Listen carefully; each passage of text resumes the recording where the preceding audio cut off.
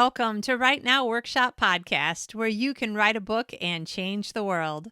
I'm your host, Kitty Bucholtz, and this is episode 183, Burnout, Restart, and Managing Your Resources, coming to you on Thursday, February 27th, 2020.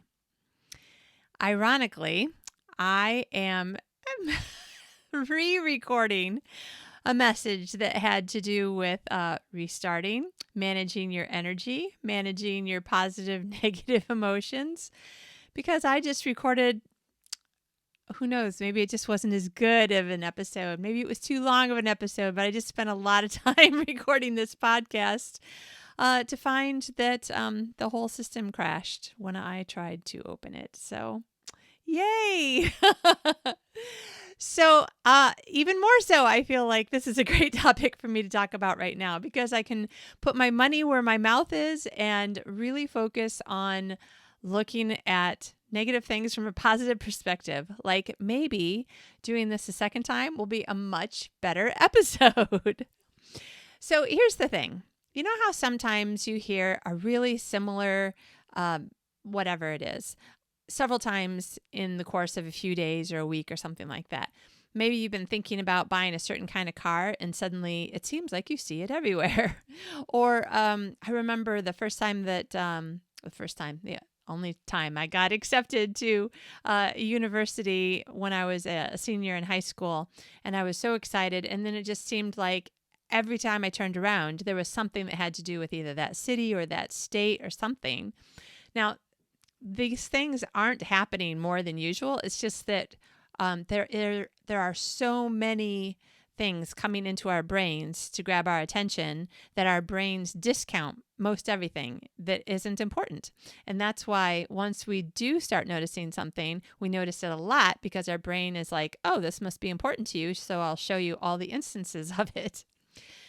So I have had several instances this week of either an email, a podcast, something that comes across my desk or across my brain in some way that all are kind of linking to similar types of information. And whenever I have a whole bunch of things that seem to be happening all at once, that as far as I know, I did not have a conscious desire to be looking for this particular topic, it does make me wonder if subconsciously my brain is saying, oh, listen to this. You need to listen to this. You need to listen to this. This is important to me. So it's interesting. It's like there's another person inside my brain saying, hey, I'm trying to get your attention.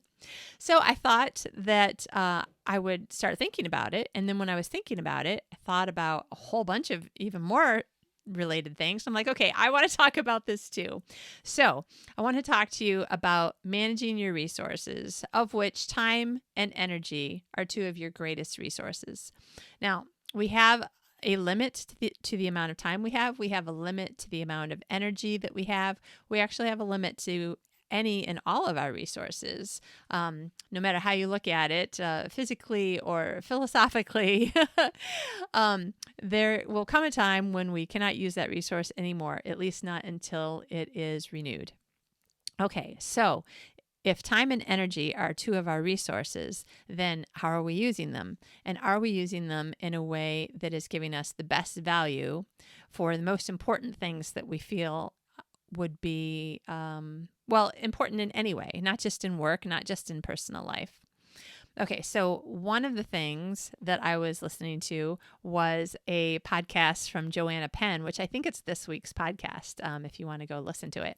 And she was talking in her introduction about how it occurred to her that the reason she was struggling with this new book was because she's been using finishing energy to finish this other book, and she hasn't moved into beginning energy to begin a new book. Like it's a different kind of energy in her brain and in her creativity. And so she was struggling to be starting the new book while finishing the old book. I'm just paraphrasing her. She can say it obviously much better than I can. But it made me start thinking about, finishing energy versus starting energy. And then I was like, oh, I think that's one of the problems that I'm actually having with my writing. But I kind of call the energy slightly different. So for instance, I kind of classify the way that my brain works as left brain energy and right brain energy, which from a neuroscience perspective isn't entirely accurate, but it's sort of the way that we're used to talking about our brains. If we're thinking about organization and numbers and administration and managing and organizing, we tend to call it left brained. Versus, writing or painting or something that seems to us to be more creative, we call it right-brained. So regardless of what it really is and what parts of our brains are actually working, that's how I've named it inside my head. And I've been spending a ton of time getting the conference ready for us. So remember, I'm holding the first Right Now Workshop Writers Conference, October 9th and 10th. It's actually 7th through 11th, but the 9th and 10th are the major part of the conference in Malmö, Sweden here. So I've been getting speakers ready. I've been looking into hotels. I'm going to start visiting hotels tomorrow. Very exciting. And trying to figure out, budgets and how much things cost and what I can do this year versus, what I'll do in future years, and just a ton of stuff. And it's all what I would call left brain energy. So when I sit down and I think, okay, now I'm going to take, a couple hours to write, my brain's like, no, that's not what I'm thinking about doing right now. My brain is just kind of not getting into that place. It wants to keep on doing all this logical type of stuff, all this figuring of things instead of, it's still creative. I'm coming up with new ideas about doing a new thing. So it's interesting because coming up with a new story or coming up with a new event and all the things that have to do with that. I mean, still, it just seems to me, why can't I use the same kind of brain? But in any case, it doesn't work that way for me. Now, looking at your own, past and asking yourself, when have you been in the middle of this kind of project and you've tried to work on that kind of project and it didn't work? That's what I want you to ask yourself. Now think about what kind of energy that was to you. You can even say something like, some people aren't morning people. So like the last thing that they want to do is have a conversation and be friendly and that sort of thing until they've woken up more, maybe had a cup of coffee or 3. Other people, like they have all of their best energy in the morning and early in the day. And by 8 or 9 o'clock at night, they're wiped out. They may already even be in bed.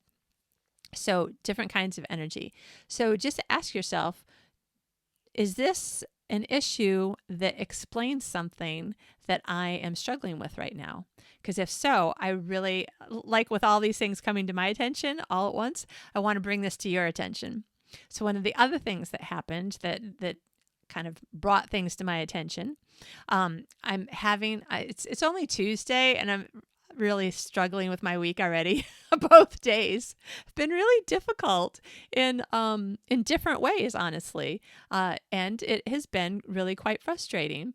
And one of the things that I was particularly frustrated about on Monday was I was looking back over last week and asking myself, okay, why did you really not get that much work done last week? Like, that's why you're so behind this week. Last week you didn't do much. Why? Why, Kitty? Why? And then I was like, okay, I remember what I did. And then I had to stop and ask myself, was what I chose to do something that was a good choice? Or looking back, do I realize it was a bad choice? Now, Susan May Warren, who has been on the show a few times and has talked to us about my brilliant writing planner, which, by the way, when I was reading her email that came today, she says that it's 30% off right now. If you're still looking for a great writing planner, this one, I love it because I can put everything from my whole life into it, from reminders to water the plants, to reminders for me to drink water, to planning out what I'm going to eat, or menus, or doctor's appointments, or anything, and every single thing that has to do with writing and my writing business. So everything fits in this planner. It's wonderful. 30% off at mybrilliantwritingplanner.com. So in her email today, she says, what are your values and how do they drive your daily choices? And I was thinking, that's what another part of my brain was trying to say to me, trying to put into words when I was trying to decide if I was upset with myself for how I spent last week.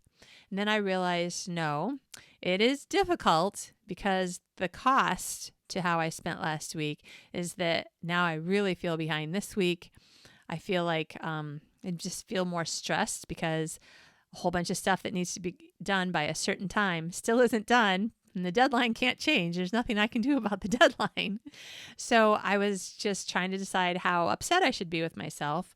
But I had been, I don't know, unconsciously or subconsciously, I never know which one is the right word, having this voice in my head saying, no, last week was not work, but it wasn't a bad choice. But then when I read Susie May's email, I'm like, okay, no, because my values were about putting people first in my life last week.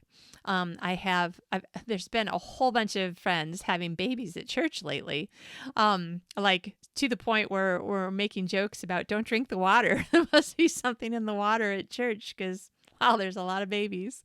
And so I was getting ready for a baby shower for one of my friends and making her some favorite desserts that she loves and hasn't had for a long time. So I was really focused on that. And because of some things, I wanted to make sure that they were perfect. So I made a test batch and then I had her try the test batch. And then I was making like the real batch, but it had to be a double batch then because I'm taking them to the baby shower.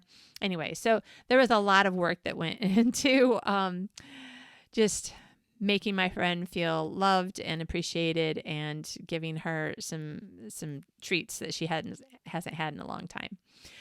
So there is that. And then another friend of mine is battling breast cancer. So I've been wanting to do things for her, make her food, casserole, sweets, not necessarily healthy stuff that probably she should be eating, but I'm not a good cook. So I'm not really great at healthy stuff. I'm really good at desserts. Anyway, so I was doing some cooking and baking for her, and I was just doing some things for other people that I decided were really important and worth the time that I was taking away from work.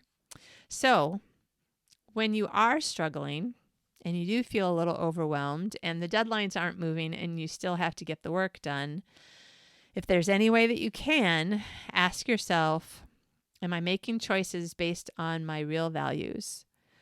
Is the reason why this work isn't done because I was doing other things that is equally or more important to me? Because if the answer to that is yes, I was doing things that are equally or more important to me, then you just have to go with the fact that the cost of doing that then is that you have less time now to meet your deadline. And that's just the way it is. And we just have to suck it up, kind of. Everything in life has a cost. And, if your car breaks down and you have to fix it and you're like, I really did not want to spend $900 this way. Well, you still have to fix the car. So you kind of still have to spend the $900. And if you're going to spend it anyway, then why make yourself feel worse about, going off on how much you didn't want to do this? Like sometimes you just have to be glad that you had the $900 or the credit card with the $900 on it, or, we just have to find a way to look at things that will keep us from being crazy stressed out, and overwhelmed and just feeling all sorts of negative things, which leads me to another thing that I got in email this week. So I think it was yesterday. I think the guy's name is Paul Scanlon. And I have no idea why I'm on his email list. I obviously signed up for it at some point for some reason. And the thing is that I hardly ever click on them. I just get too many emails and I don't know. I never want to unsubscribe because of the fear of missing out. But honestly, I don't know how many times I've ever clicked on one of his emails. For whatever reason, today I did. Probably because I saw in the heading or wherever something that had to do with taking a break from complaining, like a complaining fast. I can't remember exactly how he said it. Maybe he said complaining fast, but basically he's like, I challenge you to not complain for a whole day or a whole week. And he's like, now you need to start noticing how many times were you about ready to say something that's kind of complaining, kind of whinging or whining. And how can you keep yourself from doing it? And then like start noticing how often does it happen? And even if so for instance, I consider myself a pretty positive person, pretty happy. But particularly in the last 48 hours, I've complained a lot. I was really, really unhappy an hour ago when I had created this whole podcast and then it just broke. I don't want to say disappeared. I can see the file, but the file will not open. So the file somehow got damaged even while it was being created. I don't even know. It made me afraid to even start to make a second copy, like doing it again like I'm doing now. Because I'm like, it's just going to be a wasted time. It's going to break. I don't know what's wrong with it. I should just, and I couldn't think of anything else to do. I'm like, I'm just going to have to try. So fingers crossed you're actually listening to this. But it was interesting that was one of the things that really came to my attention. Like my brain said, hey, stop and look at this. It's like a complaining fast. And then I had an even bigger reason right after talking about it to be like, okay, I have to find a way to control this and put a positive spin on it. And then we come right back around to time and energy. On the one hand, I felt really distressed that I had wasted so much time during a period where I do not have any time to waste. But on the other hand, if I let myself get more and more upset and go down the negative path, it was actually eating up the energy that I did have for work. And when I could try to control letting it get negative and try to find positive spins on it and tell myself, well, you know what? You just did the entire podcast. You can do it the second time. It'll be even better. When I could try to focus that on not complaining about it, I think that I actually ended up with more energy. Like I could feel the difference between, the 5 minutes it took me to get from I'm so angry and I don't know if I'm going to scream, cry, throw up, or go eat a gallon of Ben & Jerry's to there are no other options that I see right this second except for just doing it again and hoping it works this time.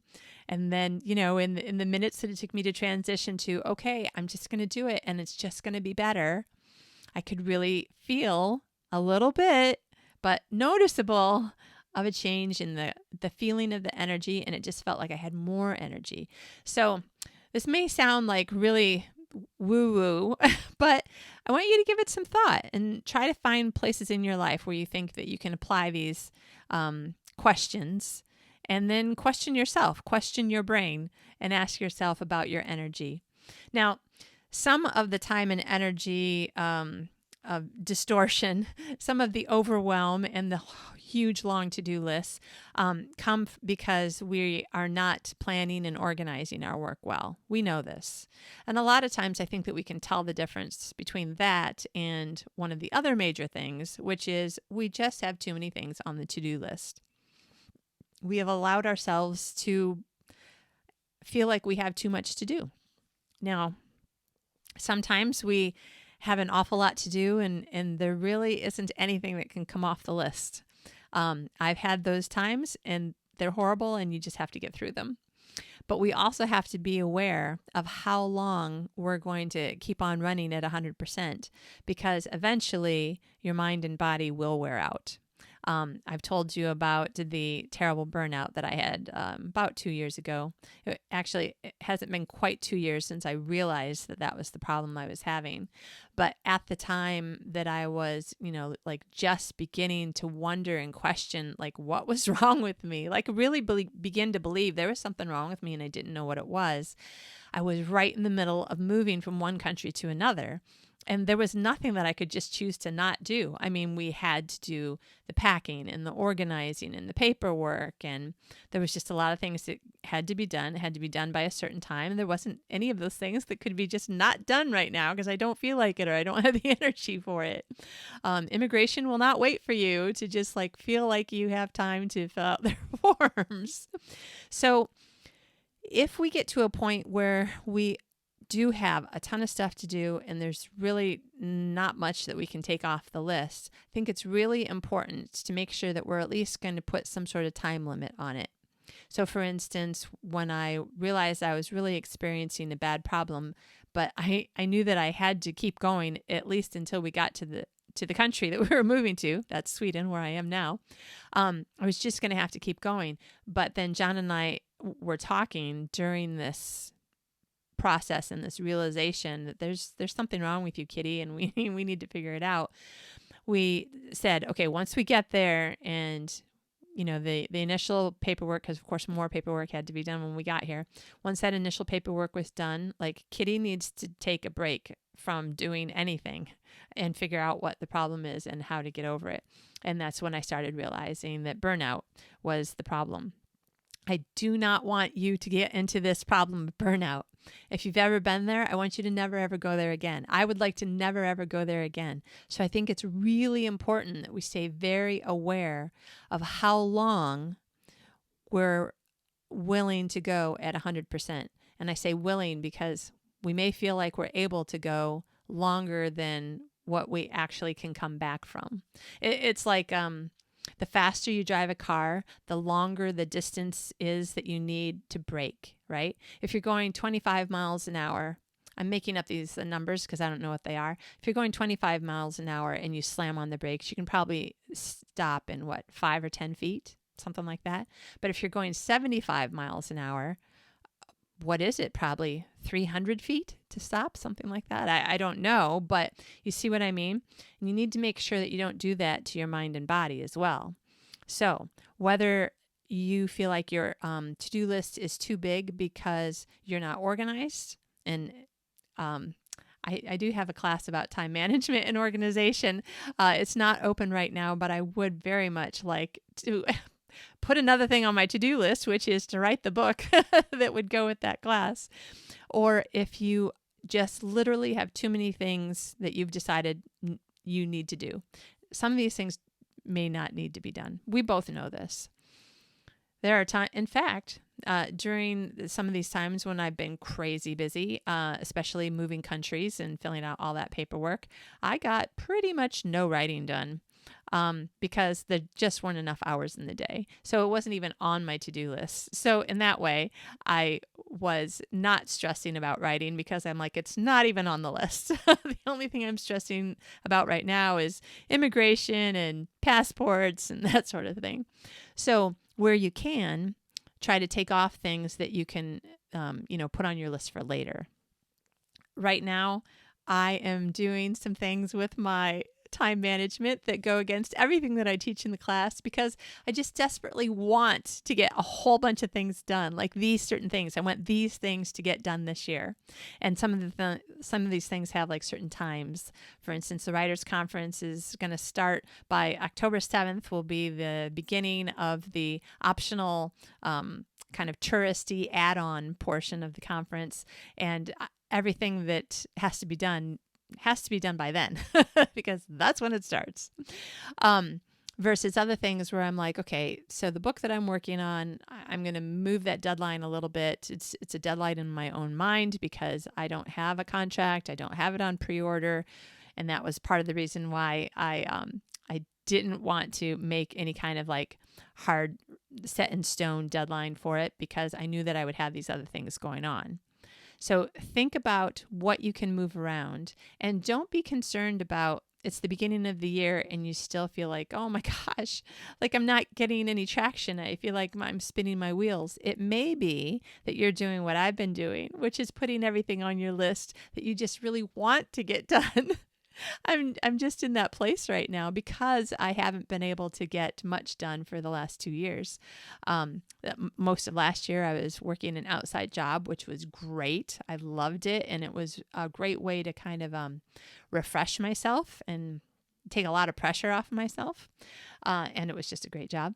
And then the year before that, of course, I was just on the couch basket case for too much of the year.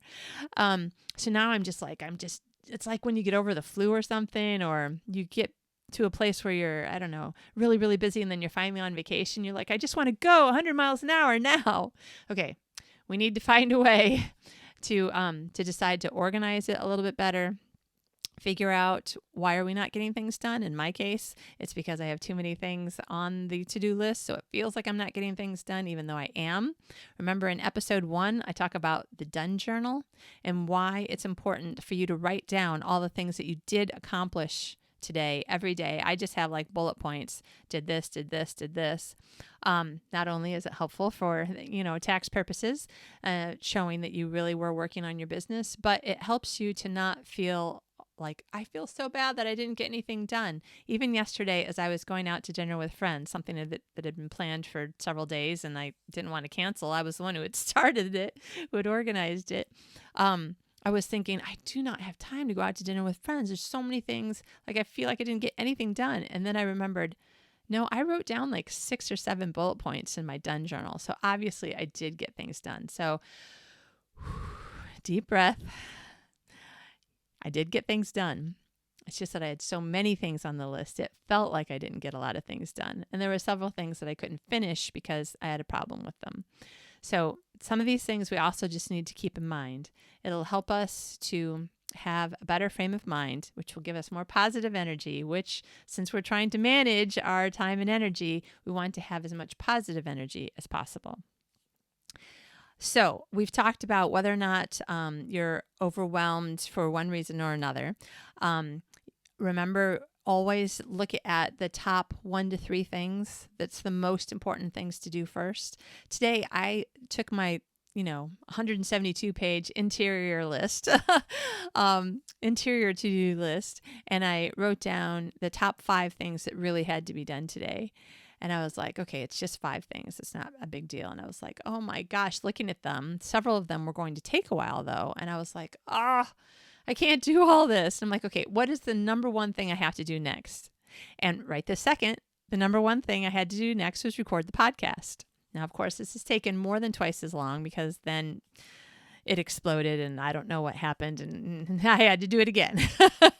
And sometimes you just have to go, okay, remember, we're going to be on a complaining fast, at least for today. I was going to say this week, but now I'm just thinking, let's just get through today without complaining if possible. So choosing the top 1 or 2 or 3 items sometimes is the best you can do. Another thing, and I've taught this in classes and I've talked about it here on the podcast, hitting the restart button. Hitting the restart button is an important way to just like stop, take a break, breathe. Realize that you actually haven't been deep breathing. You've been shallow breathing, which, at least for me, means that my neck and shoulders are getting more tense and my brain's getting less oxygen. I'm beginning to get a headache. I'm emotionally feeling more tense and my body is physically feeling more tense. A reset just means walking away from wherever you're at. If you're at your desk at work or your desk at home, or if you're in the car, you may not be able to walk away from it. But like at work, all the years that I've been working outside the home office, if I needed to just like have a moment to think without anybody else, I don't know, interrupting or whatever, if I just need a moment of privacy to think, I would go to the bathroom because at least it's the one place where you can pretty much usually, girls' bathrooms maybe not as much always, but where you can have a bit of privacy.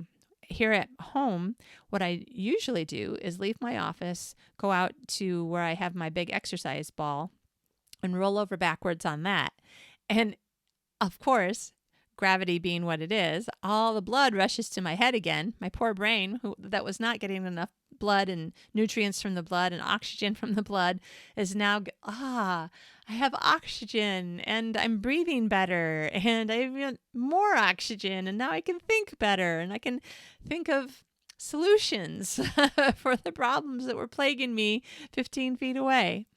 So if you can find a way to, like lean over the edge of your couch or your bed or your chair or put your head down between your knees for a minute, just get some blood back into your head, that often will do a lot. Doing some deep breathing, 3 to 10 breaths. They say 3. I've heard 3 as being a good number, but then I've heard 3 is the minimum and 10 is even better. So deep breaths, again, more oxygen, relaxing your body, relaxing your mind, giving your mind more oxygen so it can think better.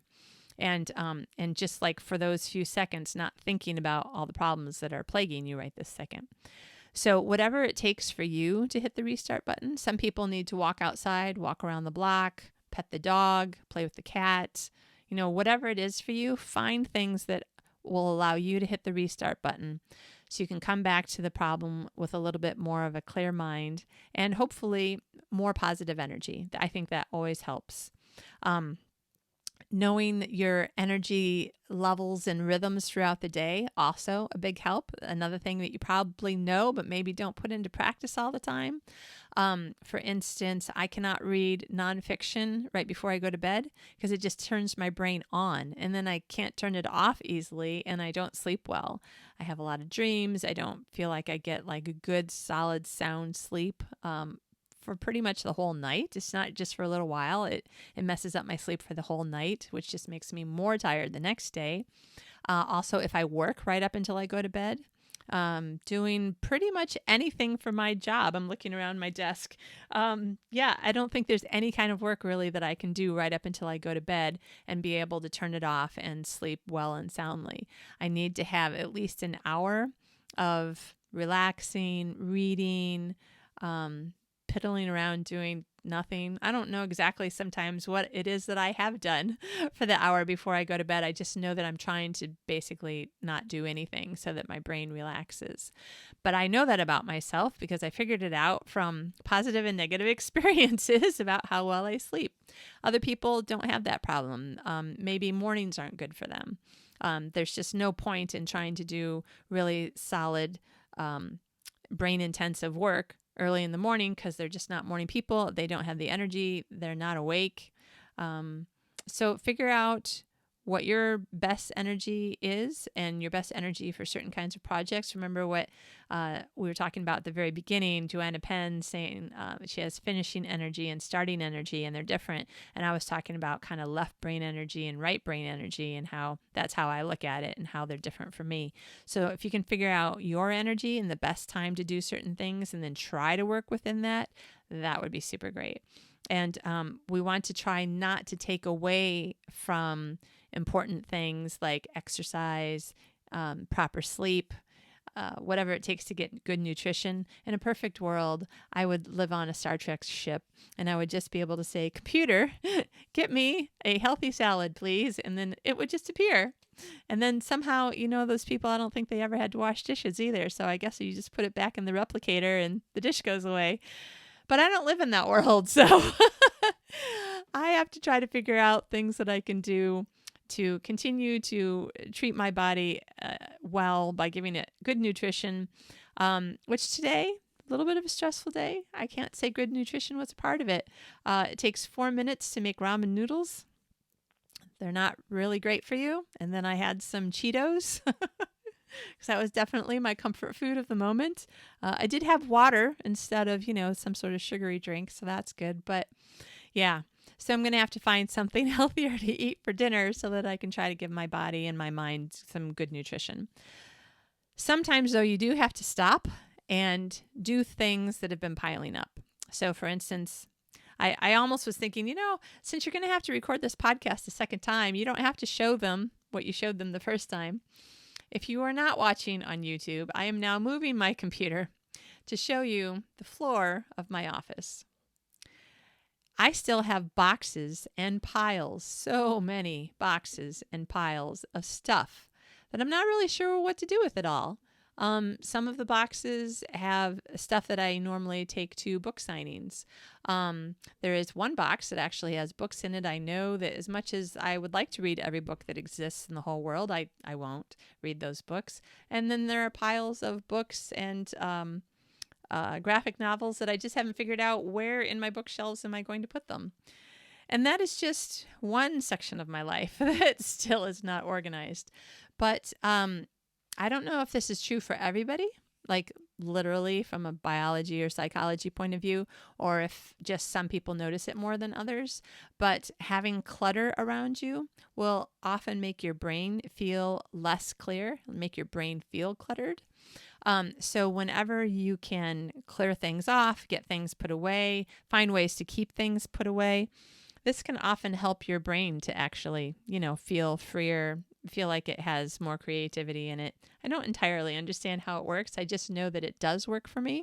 And I, again, heard somebody talking about it just in the last few days. So it's something I wanted to just bring up to you again, just in case, you hadn't really thought about it. Try it sometime. If you haven't thought about it, try cleaning off your whole desk, like getting everything put away, even if it takes you a couple hours, and then seeing whether or not for the next few hours of working, if you feel like, freer or something. I don't know. It may not work that way for everybody, but basically, if you're trying to figure out what your resources are that you have any control over, so time, energy, those are two big ones. How you are using your time and energy, and then thinking about what are the most important things that you want to do, knowing that there's just probably no way that you can get every single thing done that you want to get done this week. For me, definitely not even in this lifetime.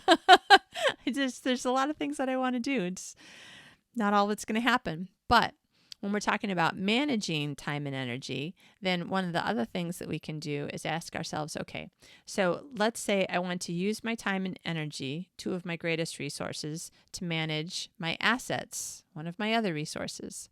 So say you put out a book in ebook form first, and then you're thinking, okay, I need to find the time and the energy to put the book out in print. And maybe you just put it in print on Amazon. And maybe you use Amazon's extended distribution. And then you're listening to podcasts and people are saying, well, if you use Ingram book distribution and put your book in print through Ingram Spark, then it's more likely that more libraries and bookstores will be able to get a copy of your book, because a lot of them won't buy from Amazon. So then you ask yourself, okay, how can I also get more time and energy to put my print book onto Ingram as well? And then how can I also use more time and energy to create a large print edition of my book?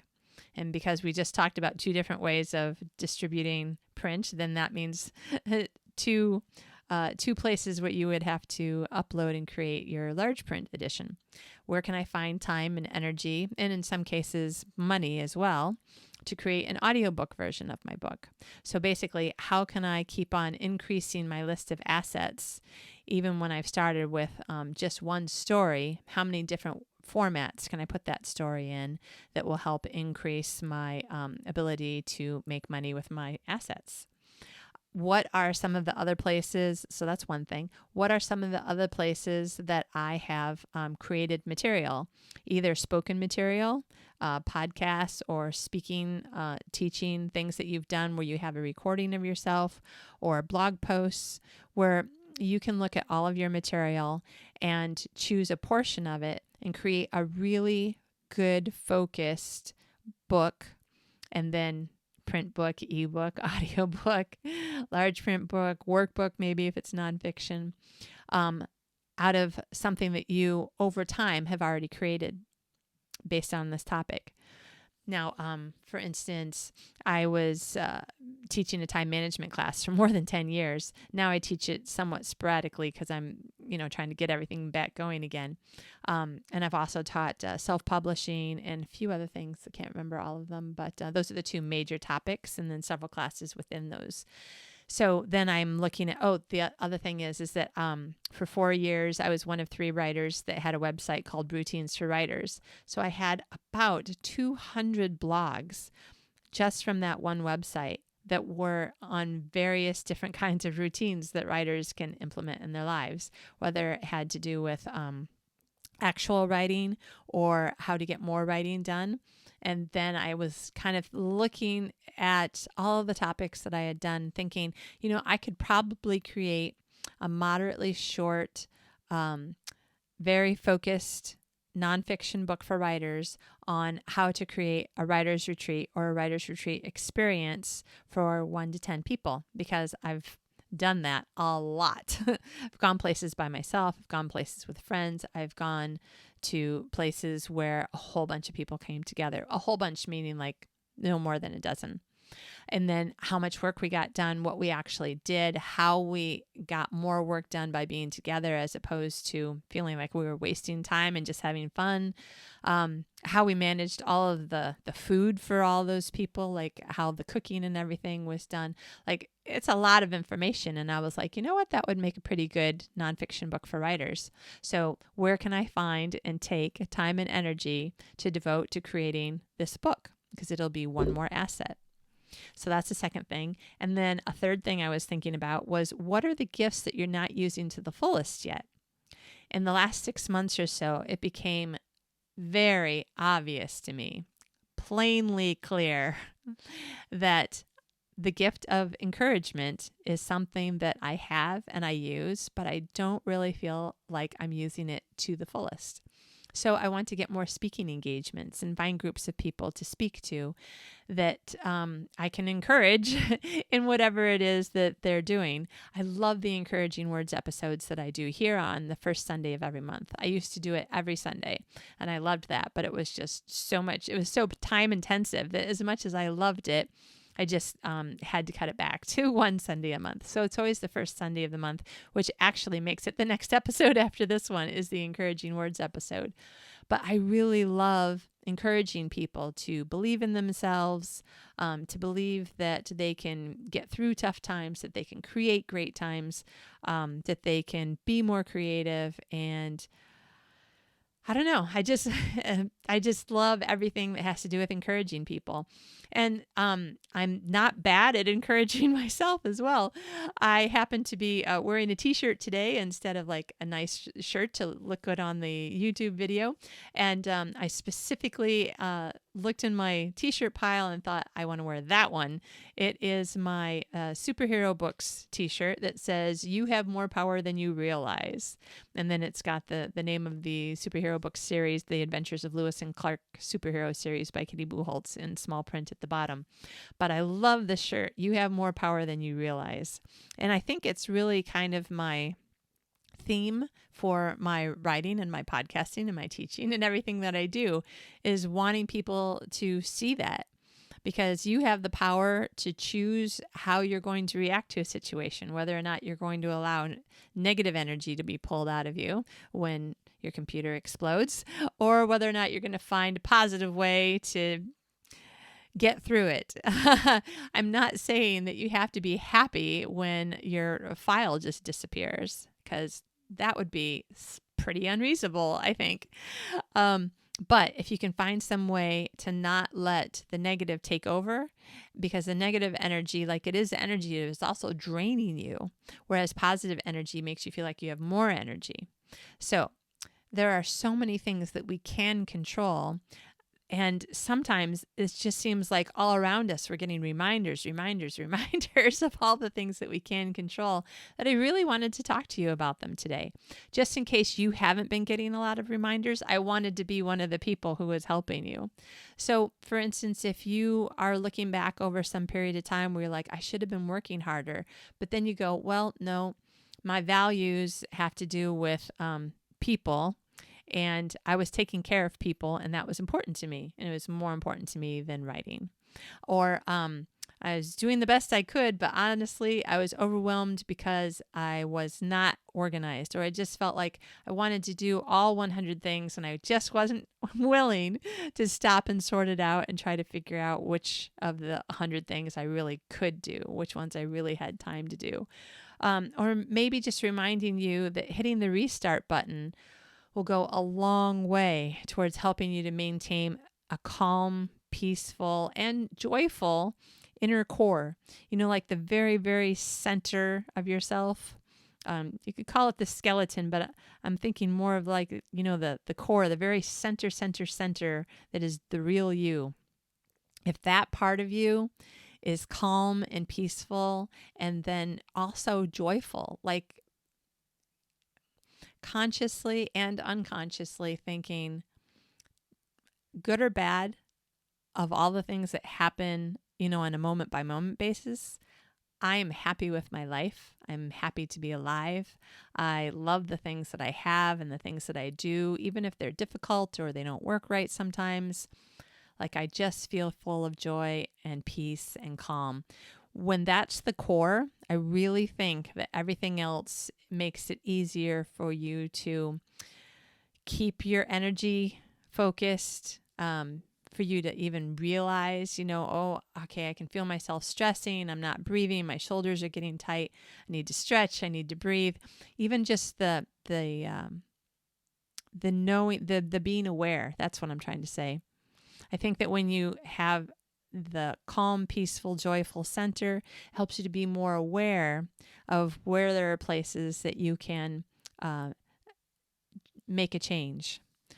Really stressed out. Okay, you know what? The change I can make is I can just take a moment, do a bunch of deep breaths, maybe go stretch, walk away from the computer, come back with a new thought about how I can fix whatever my newest problem is. So I hope that these things are helpful. There's probably nothing new here, but it's always good to be reminded of things that we know and somehow have managed to let slip out of our usual daily practice. And because I was getting so many similar reminders, try to be on a complaining fast. So a whole day or a whole week of not complaining. Consider, are you using your time in the way that your values dictate? Well, okay, great. Then in that case, don't feel bad about not getting these things done if you did things that you felt were really important to you. Not getting overwhelmed, choosing just the top 1 to 3 things to do when you have a really busy to-do list. I can't say it enough. Hitting the restart button is just so helpful. And using time and energy to manage your other assets. Managing your time and energy and then using them to manage your other assets. I think that those will help you to feel like you're actually making more progress as well. And hopefully it will improve your business. You'll make more money, and that will help you to also feel good about yourself and your life and your choices. I hope that this is a good episode for you. I love talking to you in any way that I feel and hope that I'm being helpful. And I hope that it helps you to organize your time a little bit differently as we start moving into a new month. There's something about Mondays and the first of the month and first of the year and things like this, first beginning of a new season, if I can ever remember whether or not spring and summer and everything starts on the 20th or the 21st of the month, which actually is an American thing because in other countries it starts on the 1st of the month. It's just a different month, and then I can't remember when anything starts. Okay, that got off on a rabbit trail quickly, didn't it? But yeah, I want to help. So hopefully I did, and it's giving you some stuff to think about. I hope that you have a great week, that you find the right time for you to write and the right time for you to work on other things and the right time for you to take a break, enjoy some white space in your life, have some play, which will help you to be more creative when you come back to work. It's going to be a great week. And remember, you have more power than you realize, and you could write a book that changes the world. Those are my 2 favorite taglines because they're the things I believe in. Have a fantastic week. I will talk to you on Sunday with the Encouraging Words episode.